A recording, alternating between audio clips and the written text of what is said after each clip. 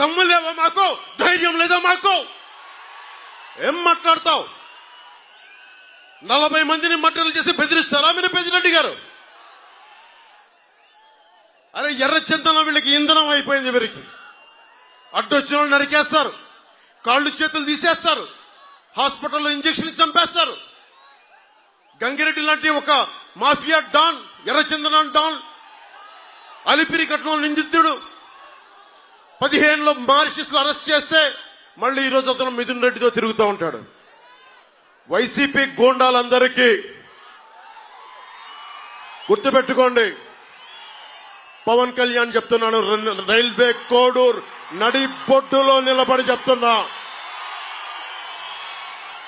Railway Koduru నడి బొడ్డులో నిలబడి చెప్తున్నా, ఒక్కొక్క వైసీపీ గూండాలకి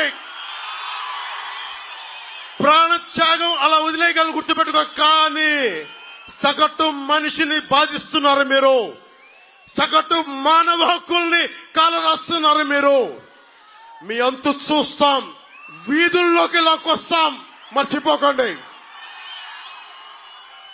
ఇంతమంది యువతున్నారు, మీరు కలల ఖనిజాలతో చేసిన యువత. మీరే కనుక నిజంగా గుండెల లోతుల్లోంచి ధైర్యం తెచ్చుకొని రోడ్ల మీదకి వస్తే ఒక పెద్దిరెడ్డి, మిథున్ రెడ్డి, జగన్ రోడ్ల మీదకి రాగలరా? మీకు పిరికితనం వచ్చేసింది మీలో, ధైర్యం చచ్చిపోయింది మీలో. నేను వచ్చినప్పుడు రోడ్ల మీదకి రావడం కాదు, తప్పు జరిగినప్పుడు రోడ్ల మీదకి వచ్చి బయటికి రావాలి, నిలబడాలి.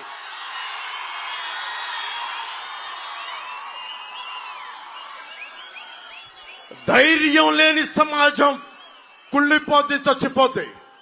రాయలసీమ ఇది, రాయులేలిన సీమ ఇది. ఆ సీమ నుంచి వచ్చి మీరు భయపడతానంటే ఎట్లా? మీరు భయపడతానంటే ఎట్లా? భయపడకండి, నేనున్నా, మీకు అండగా ఉంటా. మీకు ధైర్యం లేకపోతే మార్పు రాదు.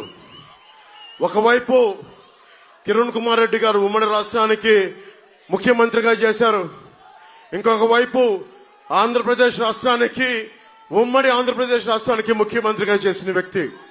ఒకరు 14 సంవత్సరాలు, ఒకరు 3.5 సంవత్సరాలు ముఖ్యమంత్రులుగా చేసిన వ్యక్తులు.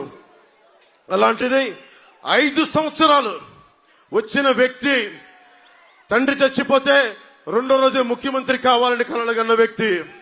ఆ వ్యక్తికి భయపడతారా మీరు? జగన్ లో బ్లూ కలర్ రక్తం ఉంటుందా? జగన్ 6 అడుగులు 8 అడుగులు